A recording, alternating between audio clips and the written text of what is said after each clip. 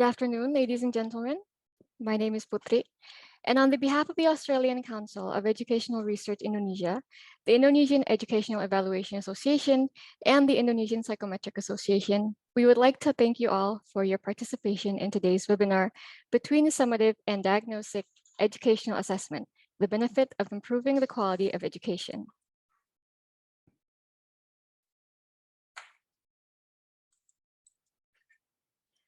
We would like to extend a very special thank you to Dr. Kyungsuk Chang from the Korea Institute for Curriculum and Evaluation, Dr. Tang Xuan Quang from the Vietnam National Institute for Educational Sciences, and Dr. Bahrul Hayat from the Indonesian Educational Evaluation Association. We would also like to extend a very special thank you to our hosts today, Ms. Laini Ganda, the Director of the Australian Council for Educational Research Indonesia, Dr. Bahrul Hayat, the head of the Indonesian Educational Evaluation Association, who will be one of our speakers for today. And lastly, Dr. Uri Purwono, the president of the Indonesian Psychometric Association, who is our moderator for today.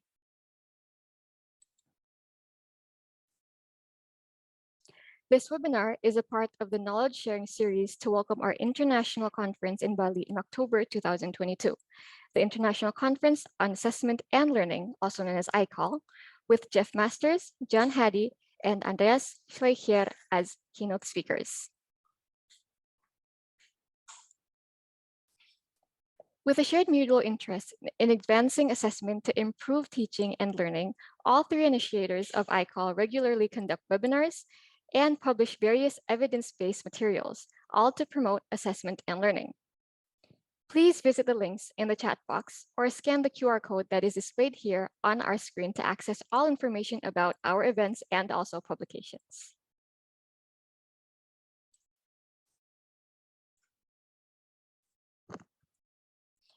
Moving along to the core of today's event, it is my pleasure to introduce our moderator, Dr. Uri Purwono. Dr. Uri Purwono is the head of Psychometric Assessment and Evaluation Research Center at the Faculty of Psychology, Pajajaran University. He has extensive experience in psychometrics research and test development, and he is currently a researcher and developer focusing on intelligence, potential thinking ability, personality, and interest tests in Indonesia. Please welcome Dr. Uri Purwono.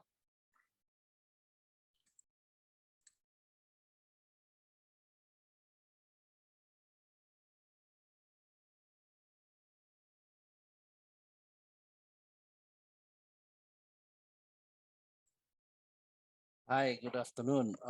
Welcome everyone. Welcome all the participants. Welcome to this webinar sessions today entitled Between Summative and Diagnostic Educational Assessment. As we all know, it's an interesting topic because learning and assessment are the pantheon of quality educations. Today, we will address particularly the educational assessment, both as a summative assessment, most of us familiar with it, and diagnostic assessment that may not be as familiar as the former one. Okay, we are delighted and very fortunate today to have with us three exceptionally knowledgeable speakers to share with us their wisdom on the topics. I will greet our speakers first, one by one. Dr. Chang, Dr. Kyungsuk Chang of the Korea Institute for Curriculum and Evaluations. Good afternoon, Dr. Chang. Our second speaker will be Dr. Quang, Dr. Dong Thuong Quang of the Vietnam Institute of Educational Sciences. Good afternoon, Dr. Quang. Yeah, good afternoon, everyone.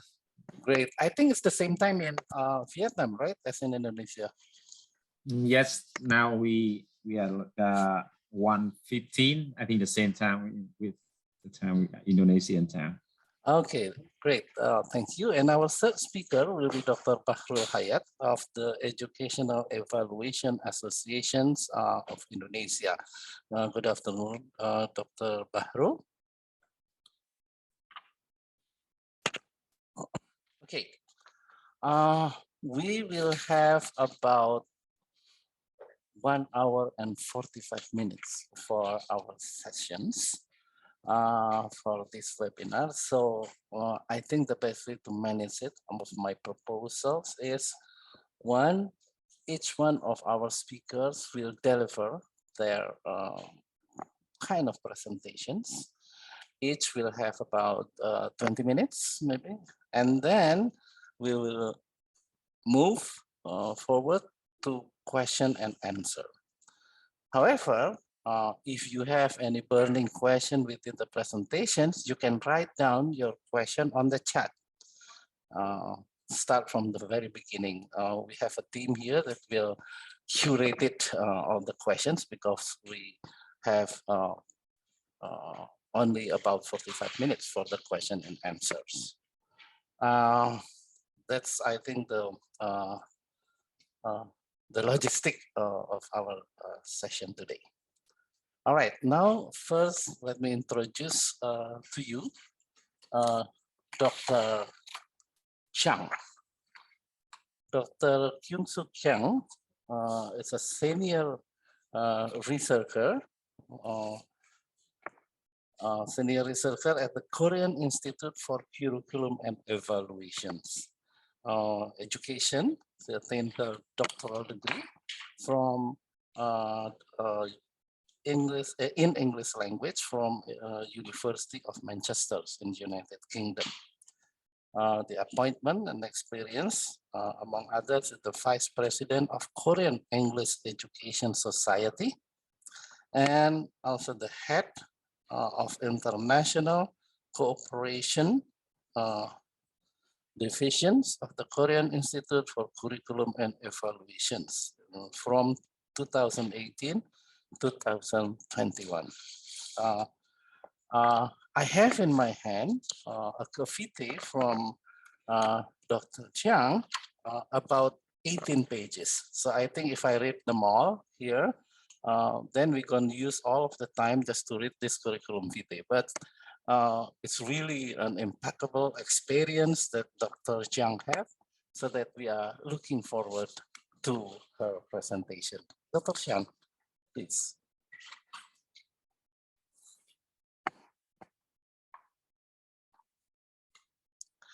You may start, Dr. Chang.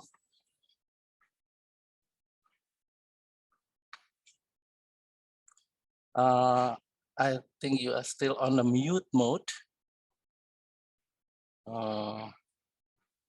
You need to turn the speakers on. Yes, okay, turn the speaker on. Okay, can you hear me now?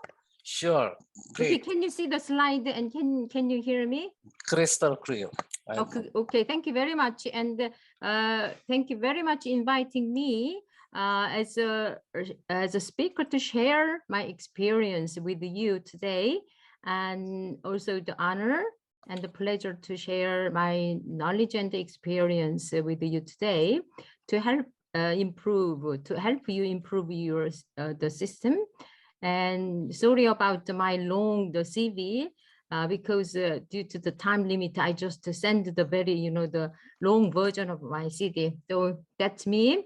Okay, I needed to explain a little bit why I put another title is Educational Assessment for Improving Learning and Teaching in Alignment with the Curriculum and the Pedagogy in Korea. The reason I put a focus on the alignment with the curriculum and pedagogy is we cannot discuss and deal with the assessment without mentioning and or alignment with the curriculum and the pedagogy. Three aspects are very much closely aligned for quality education. That's why I put another title to highlight the importance of the alignment with the curriculum and the instructions in the classroom. Next, please. Good.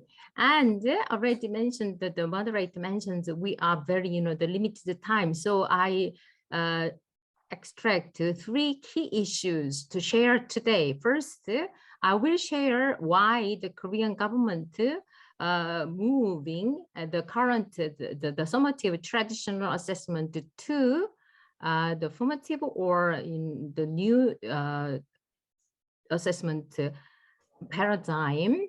And then I move on to what is the real changes that was made in the educational assessment according to the new trend. Then I will share, I think that's most important because you are here to share and learn. So I will share what kind of challenges the Korean government have and what kind of improvement or innovation strategies we adopt to solve these problems. Next, please. Next. Okay, I think I realized that I put too many, the letters and words.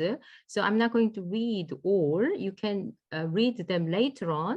So I just highlighted some of the issues with the bold, the letters. So I will tell you and discuss with these key issues. Okay, I think the most countries revised the curriculum, the traditional curriculums to competency-based curriculums for the future.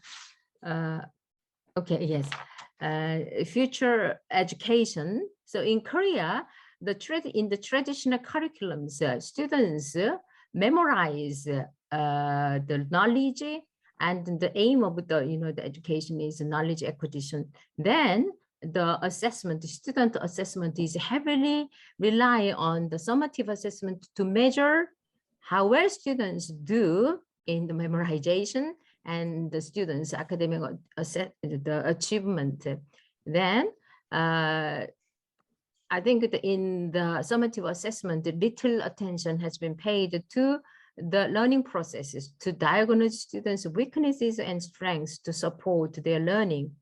And also the result the students get from the summative assessment is provides some kind of very key data for we can refer to for the qualification, college entrance permission, or student selection, etc.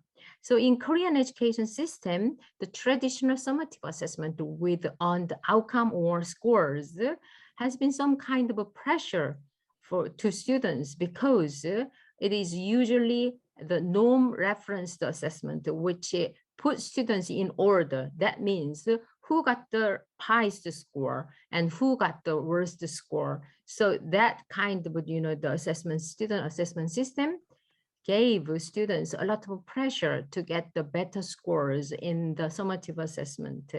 Next, please. And we changed the curriculum for the 21st century. Then the traditional summative assessment has been criticized because it does not serve the purpose to improve or support the students' learning. Okay, so under the norm reference that I already told you, we put students in order. That means it does not serve the purpose of the competence-based education. So we needed to change. Had to change the student assessment framework. So we're trying to integrate assessment, student assessment into the learning process. So we call assessment for learning or assessment as learning. So students assessment is there to support the students' learning process. It is not take place out of the context. It is take place in the classroom, and it is take place in the process to support the students' learning the 21st century skill. Next, please. So I try to summarize or what the kind of the movement, what changes we have over the last 10 years. So under the summative assessment, outcomes and our final product is pretty much focused, and it's normal reference the test. I already told you they are using the multiple choices, like students are asked to which is the best answer, etc. And it also has given the negative washback effect in the learning process. So students try to get the good scores, not improving the process. So it's a kind of the negative washback effect. But on the other hand, under the formative assessment or diagnostic, school-based or process, I realized that many countries experienced very similar changes, and we have different names in different countries. So in some countries, they called diagnostic or summative or the formative, and some countries called the school-based, and some countries continuous assessment. In Korea, they said the psychometrician said they created the new terms we call the process-oriented assessment. The reason why the put process, it means under the formative assessment, new assessment process, learning process is highlighted, not just outcome or final product of the learning. So that's why we call new assessment process-oriented. So some people called the formative assessment is product oriented to make contrast. Okay, so under the new assessment, assessment 4 or as learning is very important because monitor the learning process and provide the key important information how to improve their learning or teaching. Okay, and it is not wrong reference, the criterion reference, the test. It means help students to reach the criteria in the curriculum. So not only to measure the final outcomes, but help all the process of the learning to support or help the student reach the goals. Okay, this is a take place, I already told you, is a classroom, not out of the context of learning. Okay, so I can summarize what is the change or paradigm shift is look like using these the contrast. Okay, next please.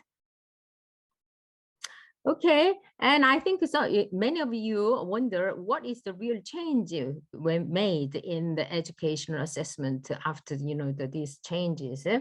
Okay, I think that to teach the 21st century skills, we have to change the pedagogy, the instruction method. So it is not just to memorize what teachers say, it's inquiry-based learning or project learning or cooperative learning, problem solving, and many different types of the instructions approaches are introduced to the support the students the competency.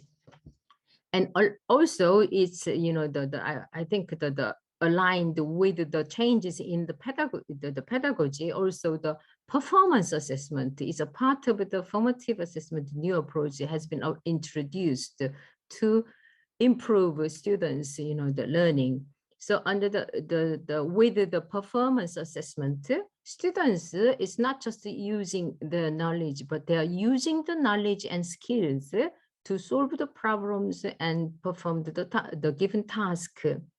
So it's the students assessment trying to measure how students apply, not just know that, apply their knowledge and skills and ability to authentic problems, very related to their real life, not just out of their life. Authentic problem means very closely related to their life. So the outcomes, learning outcomes is a portfolio or performing something, and an experiment or writing reports is the kind of the learning outcome. And also we developed lots of the rubrics to for this type of the student assessment. So different rubrics for different subject is kind of another things we needed to develop. We had to develop to and the teachers can use to guarantee valid and reliable student assessment. So rubric for different subjects is another big issues to support new student assessment. Okay, next please.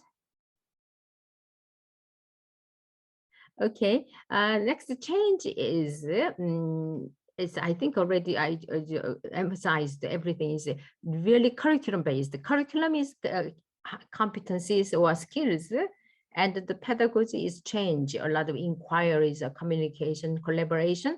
Then assessment is trying to measure the learning processes using the rubrics and also the called the performance assessment. So it's quite different.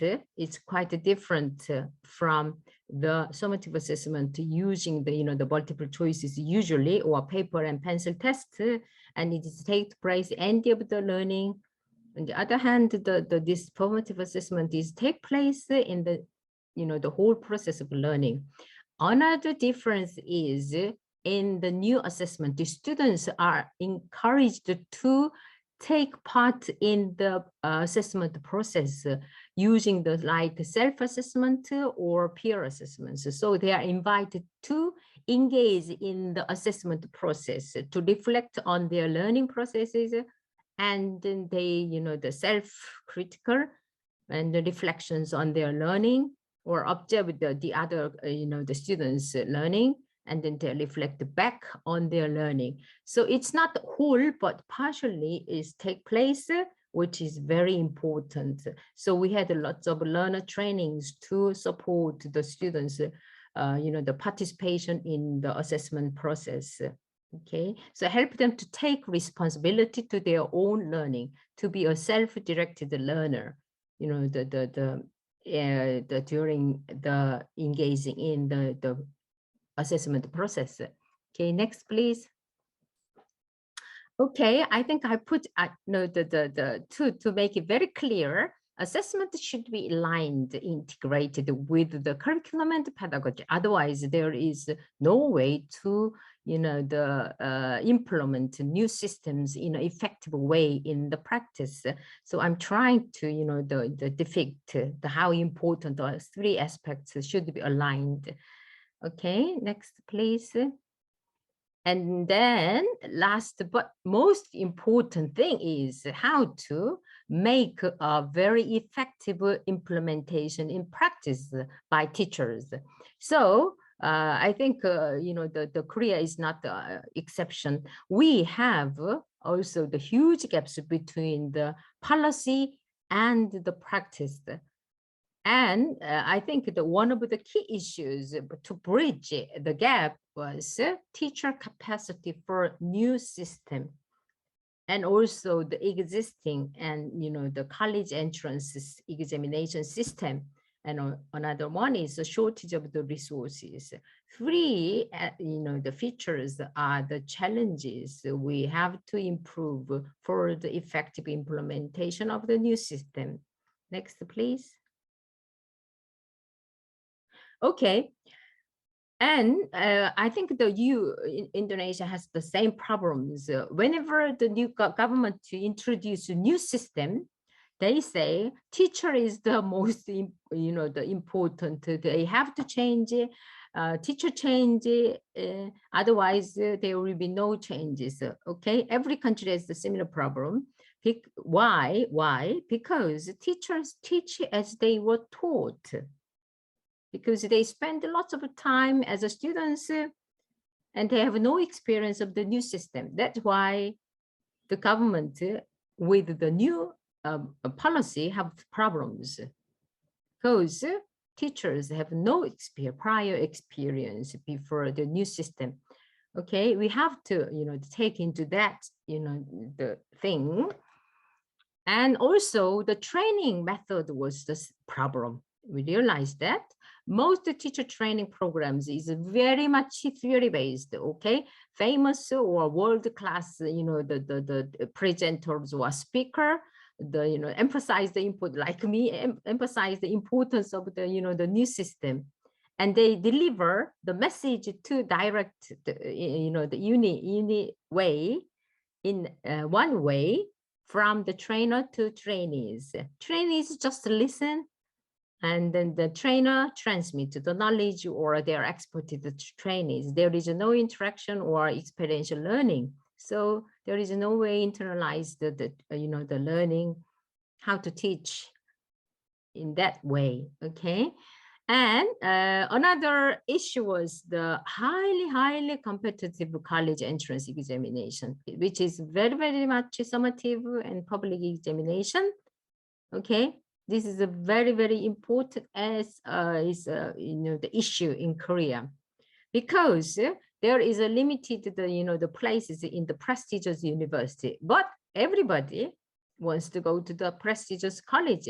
So that means they're getting a very highly competitive, okay?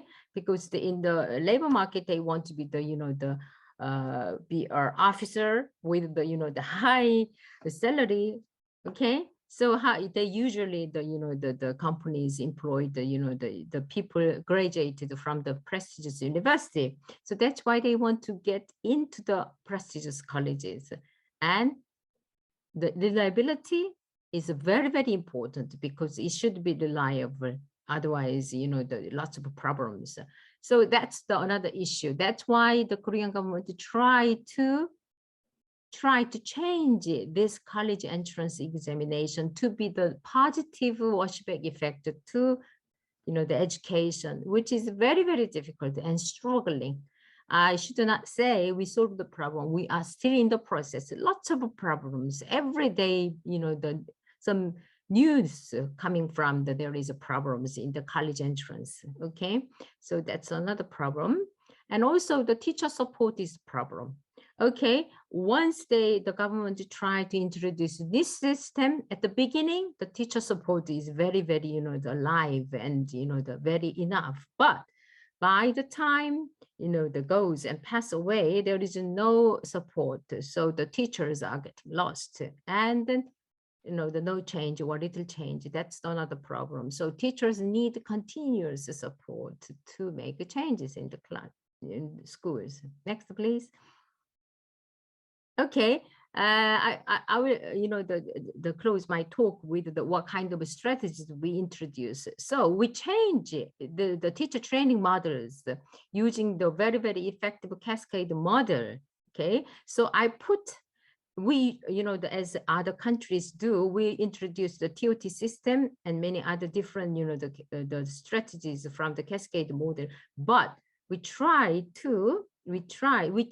and improve the step by step, and then we try to disseminate this kind of the teacher trainings with the effective way, not just the go down, because we cannot guarantee the effective change if we take the old traditional cascade model. So you can refer to the things I put here. And then I realized that there are some things, but I will change later on. So I will give you the new slide. Okay, next, please. Okay, another one is very important. Cascade model of teacher training is not enough. Okay, so also the teacher needs support. I already mentioned. So we did online and offline support. So we developed some kind of a website. It's kind of a teacher support portal. It's focused on the assessment. Okay, so we developed this kind of a system. Okay, and then it has got everything about the student assessment. So the teachers, join and log in. They can get whatever they want. Okay, so online system is, and also the one example is a kind of rubrics. Teachers are struggling developing rubrics, so we developed lots of rubrics for the different subjects to solve the different purposes in schools. But it does not, we cannot solve all the purpose, but try to serve the most, the needs. And also we uploaded all the the materials, useful materials, and then teachers can use these materials for free. Anyone who is interested but unfortunately, it's most, the material is written in Korea. So I sometimes involved in the translating these materials, but I can, share if you want some of the materials in English if you need. Okay, so it's accessible to every teacher. Okay, not just the monopoly. Some of the teachers, they keep their materials. So we open to every teacher wherever they work. Okay, next, please. Also, this, we also provide some lots of resources, digital materials, digitalized or digital materials. You should be make distinctions. We convert the traditional materials into the digitalized form. That's digitalized, and we developed the new digital material. That's digital material. And also we provide the teacher training model, the materials, the online platform. Okay, and also support the SNS.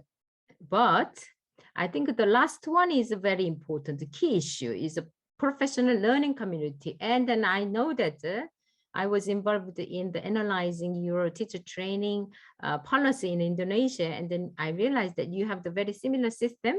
Teacher, you provide some kind of, the incentive to support this kind of learning community.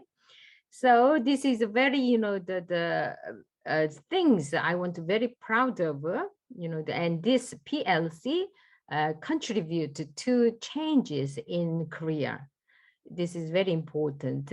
Next, please. So key issue is teachers can teach, learn from their colleagues because they work together, and they are the person who can refer and get some help from each other. Okay, outside expert can help as well, but many times in most cases the outsiders doesn't understand what is going on in school. So we thought teacher is the best teacher of teachers. Okay, so PLC is developed on with this kind of the assumption. Okay. And we, draw these questions and then working, together. So through the local office education, each school has got the support from the different, the local office education. So teachers get together, they put, setting up some kind of the community, and they follow this kind of questions. Okay. And then I try to find out, next, please. Find out some, the model. I think I found one, and then I put the resource. Okay. So they meet together regular basis, and they share what they found. And it's kind of the research. So they are actually teaching process is kind of, the action research process. They share what is going, the work does not work. And then they try to find out the strategies to solve the problems. And then they compare their outcomes and feedback at the beginning. So we found it has been, the more than the decades since the Korean government to support this system. It's not just a matter of the incentives, it's a matter of the support learning, help students and help, the teachers teach better. Okay, so we found the PLC, professional learning community, is one of the most effective tools in the teacher professional development, which is applied to this assessment system. So thank you very much for your attention. I think it's take more time than I should. Thank you very much. That's all from me. Thank you.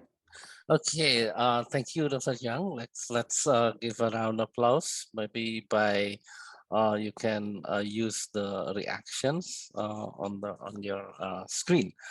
Thank you, Dr. Yang. Very interesting. We all heard, listen, that Dr. Chang start with the differentiating between summative and diagnostic assessment. Which in one hand is a learning outcome assessment versus the assessment to identify strength and weakness of the students. One is the norm reference, the other move into the criterion reference testing, and also assessing the process. Very interesting uh, experience. And also Dr. Chang highlight the importance of performance assessment.